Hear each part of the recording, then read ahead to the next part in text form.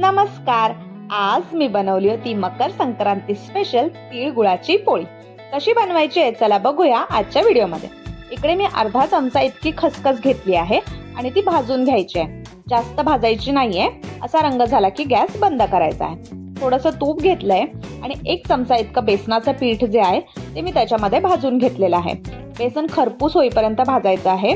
बेसनाचा रंग बदलला की आपल्याला गॅस बंद करायचा आहे. आता इथे आपण घेतलेलं आहे भाजलेली खसखस, भाजलेलं बेसनाचं पीठ, थोडे तीळ, भाजलेलं सुकं खोबरं, शेंगदाण्याचा कूट, वेलचीची पूड आणि गूळ. आता हे सगळं जे आहे ते आपल्याला एकदा एका बोलमध्ये काढून घ्यायचं आहे. इथे सुकं खोबरं जे आहे ते मी 1 चमचा इतकंच घेतलेलं आहे आणि ते ड्राय रोस्ट करायचं आहे.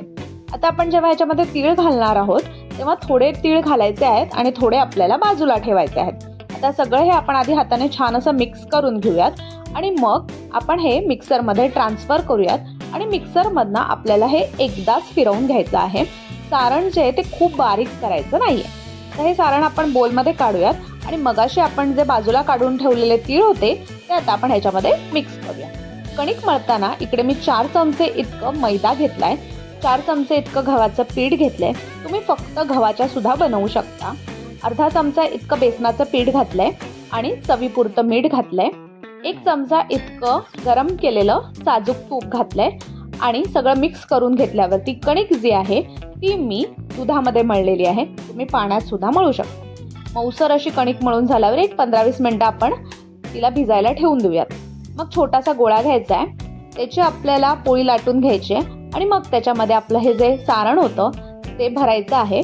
आणि पोळी लाटताना पोळी जी आहे ना ती पातळ अशी लाटायची म्हणजे ती खायला खूप मस्त लागते. आता इथे आपण पोळी लाटून घेतली आहे. पोळी लाटेपर्यंत मी तवा गरम करायला ठेवला होता. आता पोळीसुद्धा लाटून झाली आहे, तवा पण गरम झाला आहे. आता आपण त्याच्यावरती तेल घालूयात आणि ही पोळी जी आहे ती दोन्ही बाजूने छान अशी खरपूस खमंग भाजून घेऊयात आणि सर्व करताना गरमागरम तुपासोबत सर्व करूया. आणि तयार आहे आपली छान अशी तिळाची पोळी.